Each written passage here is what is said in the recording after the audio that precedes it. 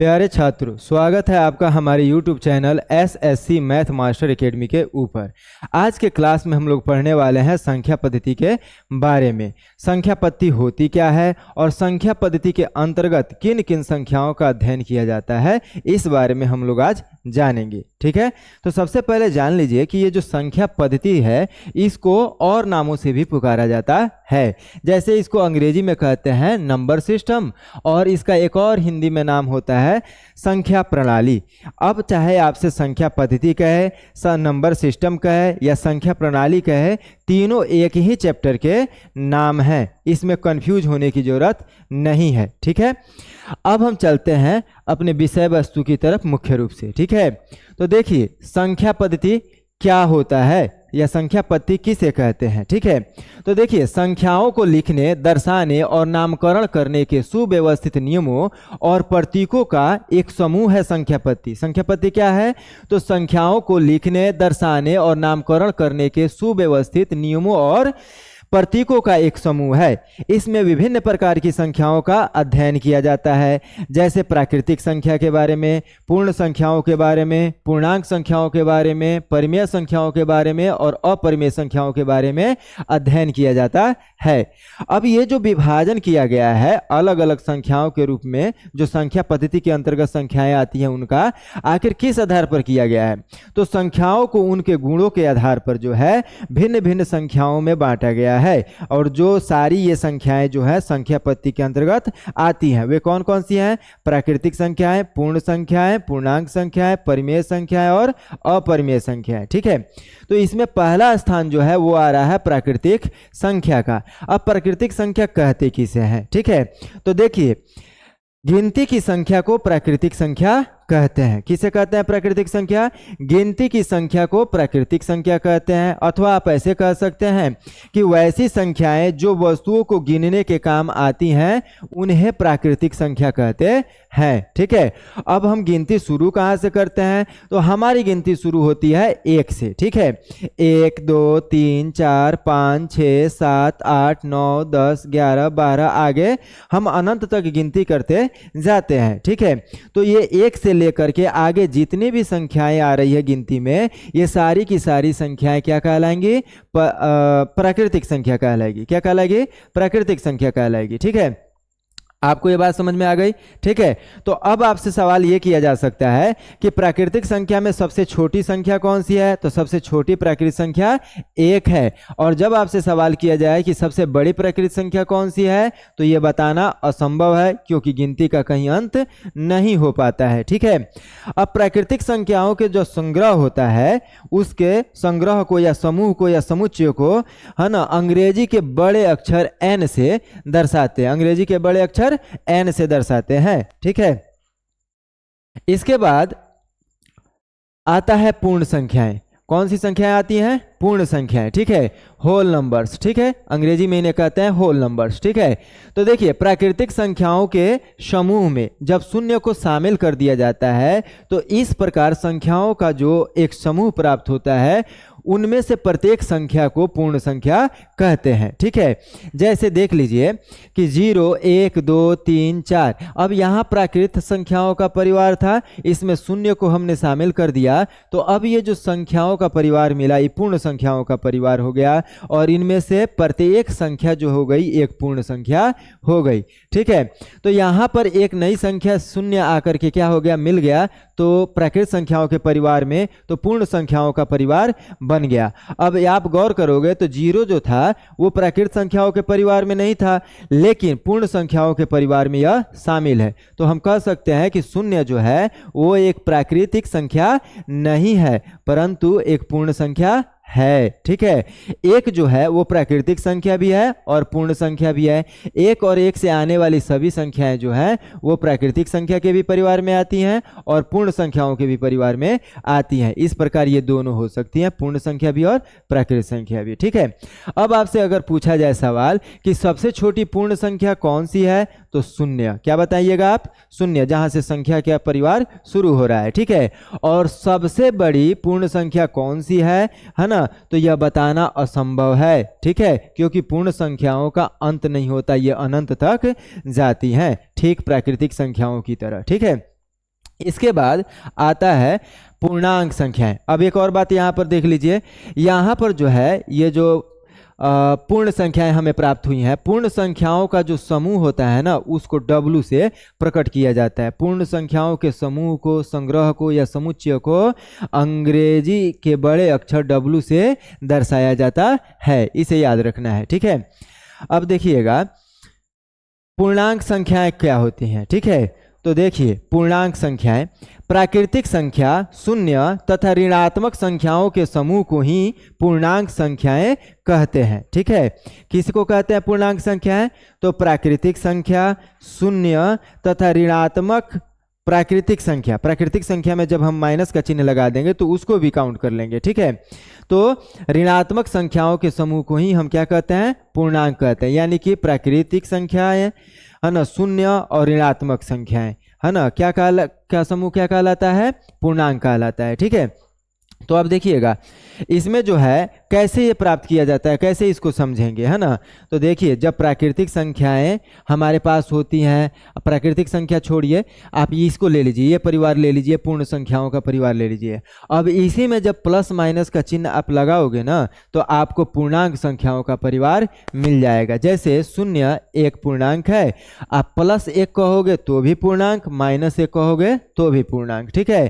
Plus दो कहोगे तो भी पूर्णांक, माइनस एक कहोगे तो भी पूर्णांक, ठीक है। तो जो यहाँ दर्शाया गया है, ठीक है, देखिए शून्य एक पूर्णांक है, 1 2 3 4 5 आगे तक बढ़ते जाइए धनात्मक प्राकृतिक संख्याएं हैं, ठीक है। तो ये क्या हो गई? पूर्णांक के अंतर्गत आ रही हैं। और यहाँ पर -1 -2 -3 -4 ऐसे करके संख्याएं दी गई हैं, और ये जो है माइनस चिन्ह के साथ भी प्राकृतिक संख्याओं को लिख देंगे तो वो भी पूर्णांक संख्याओं के अंतर्गत आ जाती हैं, ठीक है। अब पूर्णांक कितने प्रकार के होते हैं? तो पूर्णांक जो होते हैं, है ना, 3 प्रकार के होते हैं। धनात्मक पूर्णांक जो प्लस चिन्ह के साथ लिखे जाते हैं, जैसे +1 +2 +3 +4 आदि आदि जो इसमें लिखे गए हैं। यहाँ भले ही प्लस का चिन्ह नहीं दिया गया है लेकिन प्लस यहाँ छिपा हुआ है, ठीक है। आपको वो मान के चलना है कि ये प्लस में है, ठीक है। अब एक होता है ऋणात्मक पूर्णांक, जैसे कि -1 -2 -3 -4 इस तरीके से अनंत तक आप लिखते जाओगे तो वो होगा ऋणात्मक पूर्णांक, ठीक है। और अऋणात्मक पूर्णांक, इसमें जो शून्य शामिल है उसको अऋणात्मक पूर्णांक की श्रेणी में रखा जाता है, ठीक है। शून्य क्या है? अऋणात्मक पूर्णांक है। अब इसका नाम एक अलग थलग रखा गया अऋणात्मक पूर्णांक, क्यों? तो देखिए शून्य न तो धनात्मक पूर्णांक है न ही ऋणात्मक पूर्णांक है, इसलिए इसका एक अलग नाम दिया गया है अऋणात्मक पूर्णांक, है ना। अर्थात ये ना तो धनात्मक पूर्णांक है और ना ही ऋणात्मक पूर्णांक, ठीक है। अब देखिए अगली संख्याएं हैं हमारी सम संख्याएं। तो सम संख्याएं किनको कहते हैं? वैसी संख्याएं जो 2 से पूर्णतः विभाजित हो जाती हैं। वैसी संख्याएं जो 2 से पूर्णतः विभाजित हो जाती हैं, जिनमें 2 से पूरा पूरा भाग लग जाता है, वैसी संख्याओं को हम कहते हैं सम संख्याएं, ठीक है। जैसे कि यहाँ पर एग्जाम्पल दिया गया है, ठीक है, 2 4 6 8 ये सब के सब 2 से पूरा पूरा भाग लग जाने वाली संख्याएं हैं। 2 से इनमें पूरा पूरा विभाजन हो जाता है, अतः ये सभी की सभी संख्याएं क्या हैं? सम संख्याएं हैं, ठीक है। अब ये तो एक अंकों की संख्या है, आप आसानी से पहचान लोगे। 2 अंकों की संख्या को भी आप आसानी से पहचान लोगे कि उसमें 2 से भाग लग पाता है या नहीं लग पाता है, ठीक है।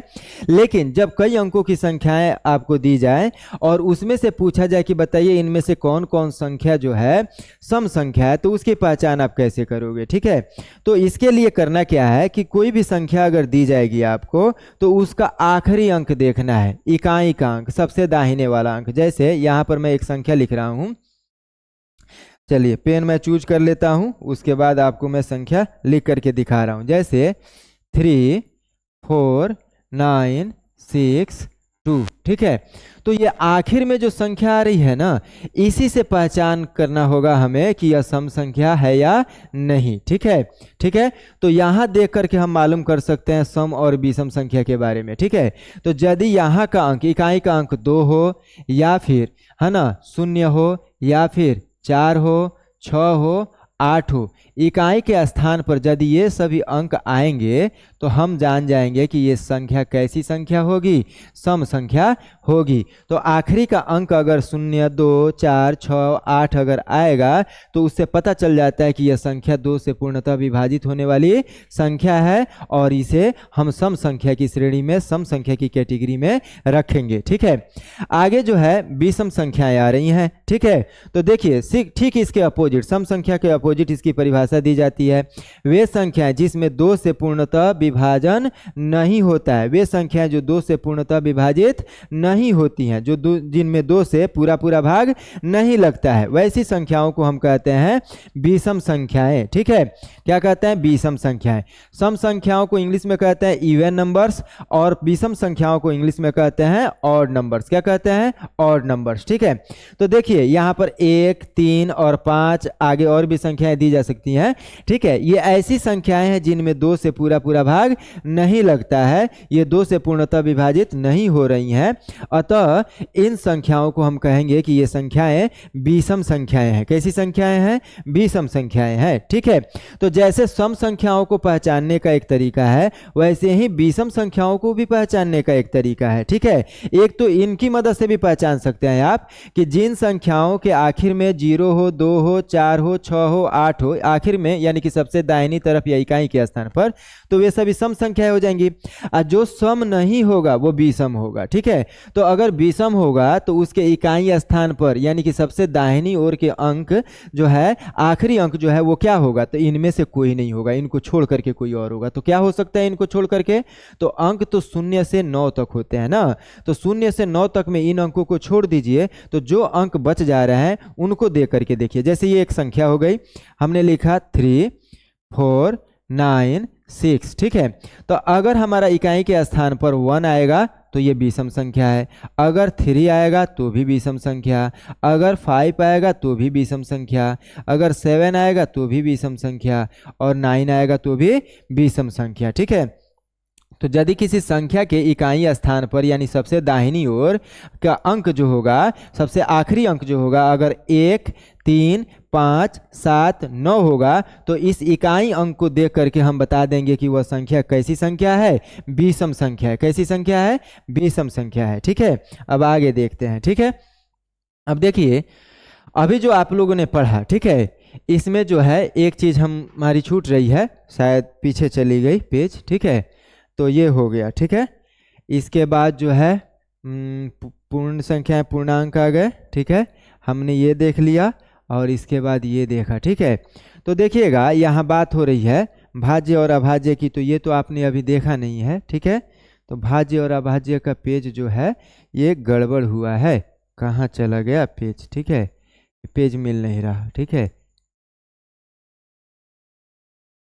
कोई बात नहीं। ठीक है, मैं अपनी तरफ से बता दे रहा हूँ। ठीक है, यहाँ पर छूट गया है पेज वो। ठीक है, अब इसमें बात हो रही है, देखिएगा अभाज्य संख्या और कहीं कहीं भाज्य संख्या की चर्चा आ रही है। तो अभाज्य संख्या और भाज्य संख्याएं होती क्या है? ठीक है, यहाँ अपनी तरफ से लिख दे रहा हूँ, पहले से वो पेज पर नहीं डाला गया है। ठीक है, तो देखिए भाज्य संख्या किसे कहोगे आप? ठीक है, भाज्य संख्या। ठीक है, तो भाज्य संख्या जो होती है ना, वे संख्याएं जो एक और स्वयं को छोड़ करके किसी अन्य संख्या से विभाजित होती हैं, वैसी संख्याओं को भाज्य संख्या कहते हैं। या इसकी परिभाषा ऐसी भी दी जाती है कि वे संख्याएं जिनका एक और स्वयं के अलावे कोई अन्य गुणनखंड हो, वो 1 हो, चाहे 2 ठो हो, चाहे 3 ठो हो, मतलब कि एक और स्वयं के अलावे कोई अन्य गुणनखंड हो, तब उस परिस्थिति में जो है संख्या को हम क्या कहते हैं? भाज्य संख्या कहते हैं। ठीक है, तो यहाँ परिभाषा मैं लिख दे रहा हूँ, है ना। वे संख्याएं, क्या बोलेंगे? वे संख्याएं। ठीक है, जो वे संख्याएं जो एक एवं, है ना, स्वयं, एक एवं स्वयं के अलावे, एक एवं स्वयं के अलावे, है ना, किसी अन्य संख्या से, किसी अन्य संख्या से, ठीक है, किसी अन्य संख्या से, है ना, पूर्णतः विभाजित होती है। क्या होती है? पूर्णतः विभाजित होती है। ठीक है, पूर्णतः विभाजित होती है, पूर्णतः विभाजित होती है ना, वैसी संख्या को, है ना, वैसी संख्या को भाज्य संख्या कहते हैं। क्या कहते हैं? भाज्य संख्या कहते हैं, भाज्य संख्या कहते हैं। ठीक है, आपको यह बात समझ में आ गई है? ठीक है, तो वे संख्याएं जो एक एवं स्वयं के अलावे किसी अन्य संख्या से पूर्णतः विभाजित होती हैं, वैसी संख्याओं को हम क्या कहते हैं?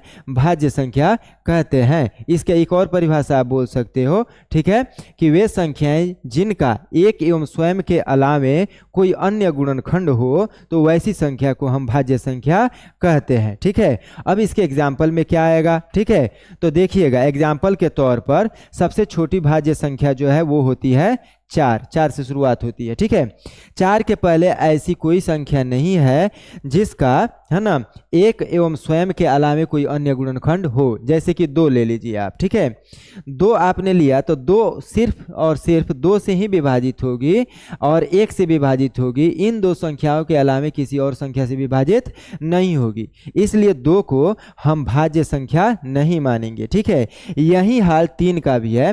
3 1 एवं 3 से ही पूर्णतः विभाजित होता है, इसके अलावे किसी अन्य संख्या से विभाजित नहीं होता है, इसलिए 3 भी एक भाज्य संख्या नहीं है। ठीक है, तो लेकिन 4 जो है 1 से भी विभाजित होता है, 4 से भी विभाजित होता है और साथ ही साथ 1 और 4 के अलावे 2 से भी यह पूर्णतः विभाजित होता है। तो बताइए, 1 और स्वयं के अलावे किसी अन्य संख्या से विभाजित हो रहा है ना संख्या 4, तो इसलिए संख्या 4 जो है यह क्या हो गया?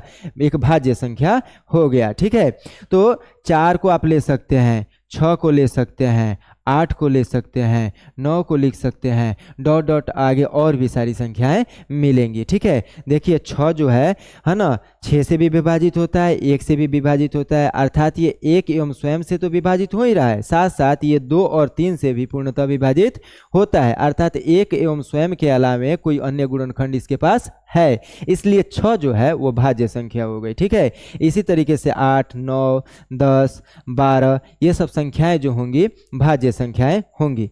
अब जो मैंने परिभाषा लिखा, इसी का अपोजिट जब बोल देंगे तो अभाज्य संख्या की परिभाषा हो जाती है, यानी कहेंगे वे संख्याएं जो एक एवं स्वयं के अलावे किसी अन्य संख्या से पूर्णतः विभाजित नहीं होती हैं। इसी में बोल देना है, बस होती हैं के पहले नहीं बोल देना है। ठीक है, वे संख्याएं जो एक एवं स्वयं के अलावे किसी अन्य संख्या से पूर्णतः विभाजित नहीं होती हैं, वैसी संख्या को अभाज्य संख्या कहते हैं। कैसी संख्या कहते हैं?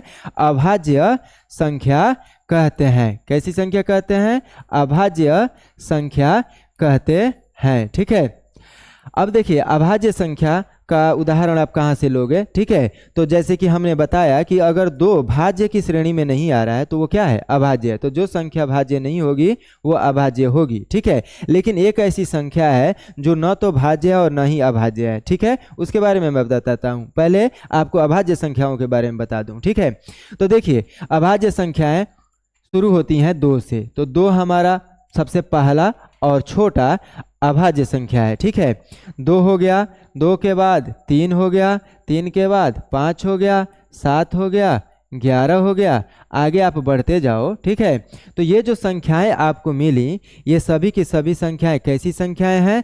अभाज्य संख्याएं हैं। ठीक है, ये एक और स्वयं के अलावे किसी और संख्या से पूर्णतः विभाजित नहीं होती हैं, इसीलिए इनको अभाज्य संख्या की श्रेणी में रखा गया है। दूसरी परिभाषा भी इसकी आप बोल सकते हो कि वे संख्याएं जिनका एक और स्वयं के अलावे कोई अन्य गुणनखंड नहीं होता है, वैसी संख्या को अभाज्य संख्या कहा जाता है। ठीक है, अब देखिएगा सिंपल तरीका है, अगर 100 से नीचे की संख्याएं दी जाए या 400 के आसपास की संख्या आपसे दी जाए, क्योंकि आप 200 के आसपास है ना, क्योंकि 20 तक का टेबल आप लोग को इजीली याद होता है, तो आप जो है इस तरीके से भी मालूम कर सकते हो कि कौन सी संख्या भाज्य है और कौन सी संख्या अभाज्य है। ठीक है, देखिएगा भाज्य संख्याएं जो है ना कभी न कभी किसी न किसी अन्य संख्या के टेबल में यानी पहाड़े में जरूर आती हैं, ठीक है। लेकिन अभाज्य संख्याएं जो है वो कभी नहीं किसी और के टेबल में कभी नहीं आती हैं, सिर्फ अपने टेबल में आती हैं, ठीक है। जैसे देख लीजिए 4 2 के टेबल में आता है, 6 2 और 3 के टेबल में आता है, जो इसको छोड़ करके कोई अन्य संख्या, कोई भी संख्या एक और स्वयं तो विभाजित होती ही है, तो एक और स्वयं को छोड़ करके देखना है कि किसी और संख्या के टेबल में आ रहा है कि नहीं, ठीक है। 8 देखिएगा 2 के भी टेबल में आता है ना, और 4 के भी टेबल में आता है, ठीक है। तो ये किसी अन्य संख्या के टेबल में आ रहा है, तो ये सब क्या हो गए, भाज्य संख्या है। लेकिन इनमें देखिए 2 जब आएगा 2 के टेबल में आता है, 3 जब आएगा 3 के टेबल में, 5 जब आएगा 5 के टेबल में, ठीक है, और 7 जब आएगा 7 के टेबल में। इस तरीके से आप पहचान सकते हैं, है ना। जो किसी न किसी के टेबल में जरूर आता है वो भाज्य संख्या है, जो किसी के टेबल में नहीं आता है वो अभाज्य संख्या है। जैसे एक बड़ी संख्या आप ले लीजिए 37, है ना, 37 जिसे आप बोल रहे हैं, ठीक है। तो 37 जो है किसी के टेबल में नहीं आता है, सीधी सी बात है, वो कैसी संख्या है, अभाज्य संख्या है। इस तरीके से भी आप पहचान सकते हो, ठीक है। अब चलिए यहाँ कुछ तथ्य दिए गए हैं, इनको हम ऑब्जर्व कर लेते हैं, देख लेते हैं, समझ लेते हैं, ठीक है। 2 सबसे छोटी अभाज्य संख्या है, 2 क्या है, सबसे छोटी अभाज्य संख्या है। यहाँ जो बात आ रही थी देखिए 2 क्या है, सबसे छोटी अभाज्य संख्या है, ठीक है। अब एक और बात इसमें मैं बोल रहा था कि एक जो है न तो भाज्य संख्या और न ही अभाज्य संख्या है, ठीक है। अभाज्य होने के लिए भी कम से कम 2 गुणनखंड होने चाहिए, जो कि 1 के पास नहीं है, और भाज्य होने के लिए तो 2 से अधिक गुणनखंड होने चाहिए, जो कि 1 के पास नहीं है। इसीलिए 1 न तो भाज्य संख्या है और न ही अभाज्य संख्या है। 1 को इसमें भी नहीं रखा गया और इसमें भी नहीं रखा गया है, ठीक है। चलिए अब देखिए 2 क्या है, सबसे छोटी अभाज्य संख्या है, ठीक है। तो यदि आपसे सवाल किया जाए कि सबसे छोटी अभाज्य संख्या कौन सी है तो बताइएगा 2, ठीक है। फिर पूछा जाएगा कि एकमात्र ऐसी सम संख्या जो ऋण है यानी अभाज्य है, तो उसका भी आंसर होगा 2। 2 जो है एकमात्र ऐसी अभाज्य संख्या है जो कि सम है, ठीक है। 1 न तो भाज्य संख्या है और न ही अभाज्य संख्या है, इस तथ्य को याद रखना है। 3 सबसे छोटी विषम अभाज्य संख्या है। अगर विषम अभाज्य संख्याओं में सबसे छोटी पूछी जाए तो 3 का जिक्र कीजिएगा, ठीक है। 4 सबसे छोटी भाज्य संख्या है, 4 भाज्य संख्या की श्रेणी में है, लेकिन सबसे छोटी, सबसे पहली बार भाज्य संख्याओं की श्रेणी में शुरुआत में कौन आता है, 4 आता है, ठीक है। 9 सबसे छोटी विषम संख्या है ना, विषम भाज्य संख्या, भाज्य संख्याओं की श्रेणी में अगर सबसे पहले कोई विषम संख्या प्राप्त होती है तो वो 9, ठीक है। तो 9 जो है सबसे छोटी विषम भाज्य संख्या है, ठीक है। 1 से 100 तक कुल कितने अभाज्य संख्याएं होती हैं, तो 1 से 100 तक कुल 25 अभाज्य संख्याएं होती हैं, ठीक है। 1 से 50 तक कुल कितनी अभाज्य संख्याएं होती हैं, तो 15। 1 से 50 तक कुल 15 अभाज्य संख्याएं होती हैं। और 1 से 25 तक कुल कितनी अभाज्य संख्याएं होती हैं, तो 1 से 25 तक कुल 9 अभाज्य संख्याएं होती हैं, ठीक है। 25 से 50 तक कुल अभाज्य संख्या कितने होते हैं, 6 होते हैं। और 50 से 100 तक कुल अभाज्य संख्याओं की संख्या कितनी है, 10 है, ठीक है। तो आप इसे लिख करके भी प्रैक्टिस कर सकते हो, है ना। 100 तक तो आसानी से आप टेबल के सहारे जो है मालूम कर सकते हैं कि कौन भाज्य संख्या और कौन भाज्य संख्या नहीं है, ठीक है। चलिए आगे देखते हैं लोग, ठीक है। आगे है परिमेय संख्याएं और अपरिमेय संख्याएं, ठीक है। तो परिमेय संख्याएं किन्हें कहते हैं, वैसी संख्याएं जो p/q के रूप में हो यानी कि बट्टे के रूप में हो, अथवा जिसे p/q के रूप में लिखा जा सकता है, अर्थात बट्टे के रूप में लिखा जा सकता है, वैसी संख्या को हम कहते हैं परिमेय संख्या, ठीक है। जहां p और q पूर्णांक होने चाहिए, मतलब कि जो ऊपर और नीचे की जो संख्या होगी बट्टे में वो क्या होनी चाहिए, दोनों की दोनों संख्या पूर्णांक, यानी कि प्राकृत संख्या होनी चाहिए प्लस या माइनस चिन्ह के साथ, जिसमें शून्य को भी आप ले सकते हैं, लेकिन नीचे नहीं, हर में नहीं। जो क्यू नीचे दिया जा रहा है हर कभी भी शून्य नहीं होगा, अंश जो होता है वो शून्य हो सकता है। तो वही यहाँ पे कंडीशन दिया जा रहा है कि वैसी संख्या जो p/q के रूप में हो अथवा जिन्हें p/q के रूप में लिखा जा सकता है, जहां p और q पूर्णांक संख्याएं हैं और q बराबर नहीं है 0 के, साथ ही साथ p और q का 1 के अतिरिक्त कोई उभयनिष्ठ गुणनखंड नहीं होना चाहिए। उस परिस्थिति में हम जो भिन्नात्मक संख्या है, बट्टे के रूप में जो संख्या होगी अथवा जो इसे बट्टे के रूप में हम लिख सकते हैं, वैसी संख्या को हम कहेंगे परिमेय संख्या। जैसे देखिए 5/7 एक परिमेय संख्या है, 8/9 एक परिमेय संख्या है, 4/7 एक परिमेय संख्या है, 7/9 एक परिमेय संख्या है। फिर आप कहोगे ये शून्य कैसे परिमेय संख्या है? तो देखिए मैंने परिभाषा में बोला कि जिसे p बाई क्यू के रूप में लिखा जा सके उसे भी हम परिमेय संख्या कहेंगे। जो दो जीरो यहाँ पर दिया गया है तो आप जीरो को क्या कर सकते हो, जीरो को आप लिख सकते हो। कैसे लिख सकते हो? तो देखिए यहाँ पर हमने जीरो लिया तो जीरो बराबर हम 0/1 भी लिख सकते हैं, चाहे 0/2 भी लिख सकते हैं, चाहे 0/ कुछ भी लिख सकते हो। आप बड़ी से बड़ी नंबर इसके नीचे क्या कर सकते हो, डाल सकते हो। आखिर तो इसका मान क्या होता है, शून्य ही होता है। तो देखिए शून्य को हमने p/q के रूप में लिख दिया कि नहीं लिख दिया? लिख दिया।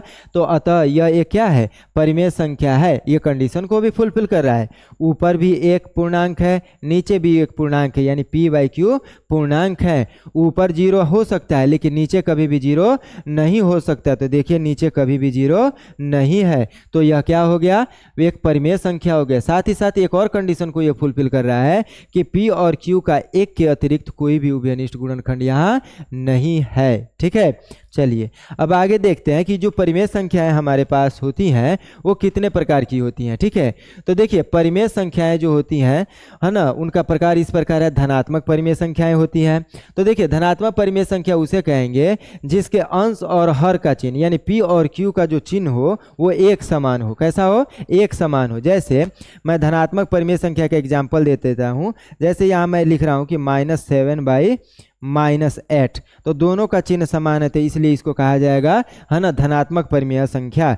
और मैं 7/8 भी लिखूंगा तो भी ये होगा एक धनात्मक परिमेय संख्या। जब p और q यानी अंश और हर का चिन्ह एक समान होगा तो वैसी परिमेय संख्या को हम कहेंगे धनात्मक परिमेय संख्या। ठीक है, ऋणात्मक परिमेय संख्या वैसी परिमेय संख्या जिसके अंश और हर का चिन्ह जो होता है वो डिफरेंट होता है, अलग अलग होता है ना। यदि अंश माइनस होगा तो हर प्लस में हो जाएगा, यदि हर माइनस होगा तो अंश प्लस में हो जाएगा। जैसे अगर मैं -7/8 लिखूं तो यह परिमेय संख्या जो है ऋणात्मक परिमेय संख्या है। क्यों? क्योंकि यहाँ अंश और हर का चिन्ह जो है p और q का चिन्ह जो है वो डिफरेंट है। ठीक है, अलग अलग है। अगर मैं इसको 7/-8 लिखूं तो भी यह कैसा संख्या होगा, एक ऋणात्मक परिमेय संख्या होगा। ठीक है, अब देखिएगा आपने धनात्मक परिमेय संख्या जान लिया, ऋणात्मक परिमेय संख्या जान लिया। अब देखिए परिमेय संख्या के अंदर जो है सारी की सारी प्राकृत संख्याएं आती हैं। जो आप गिनते हो ना, करते हो 1 2 3, आगे जब आप बढ़ते जाते हो तो इस प्रकार जो संख्याएं मिल रही हैं प्राकृत संख्याएं, ये सारी की सारी संख्याएं जो है परिमेय संख्याएं होती हैं। क्यों होती हैं? क्योंकि एक को आप लिख सकते हो 1/1, 1/1। आप दो को लिख सकते हो 2/1। अगर कोई संख्या इस तरीके से दी रहती है उसके नीचे कुछ नहीं है तो उसके नीचे एक छिपा हुआ रहता है बट्टे में। ठीक है, तो बताइए इसे बट्टे के रूप में हम लिख पा रहे हैं कि नहीं लिख पा रहे हैं? लिख पा रहे हैं ना। तो इसलिए यह कैसी संख्या हो गई, सारी की सारी प्राकृत संख्याएं परिमेय संख्याएं हो गई। ठीक है, उसी तरीके से जो पूर्ण संख्याएं होती हैं, चाहे वो शून्य हो जो कि यहाँ पर बता दिया गया है ना, 1 हो, 2 हो, 3 हो जो कि यहाँ पर बता दिया गया, ये सारी की सारी क्या होती हैं, परिमेय संख्याएं होती हैं। जितने भी पूर्णांक होते हैं वो चाहे 0 हो, चाहे -1 हो, +1 हो, -2 हो, +2 हो, ये सारी की सारी क्या होती हैं, परिमेय संख्याएं होती हैं। क्योंकि इनको बट्टे के रूप में लिखा जा सकता है। ठीक है, और ऋणात्मक पूर्णांक शून्य को लिखा जाता है और ऋणात्मक पूर्णांक, तो वो भी एक परिमेय संख्या है। ठीक है, अब देखते हैं कि अपरिमेय संख्याओं की श्रेणी में कौन कौन सी संख्याएं आती हैं। ठीक है, तो देखिए वैसी संख्याएं है ना, एक और चीज यहाँ देख लीजिए, परिमेय संख्याओं को अंग्रेजी में जो है हम कहते हैं रेशनल नंबर्स। क्या कहेंगे? Rational numbers. और अपरिमेय संख्याओं को अंग्रेजी में कहा जाता है इरेशनल नंबर्स। ठीक है, तो देखिए परिमेय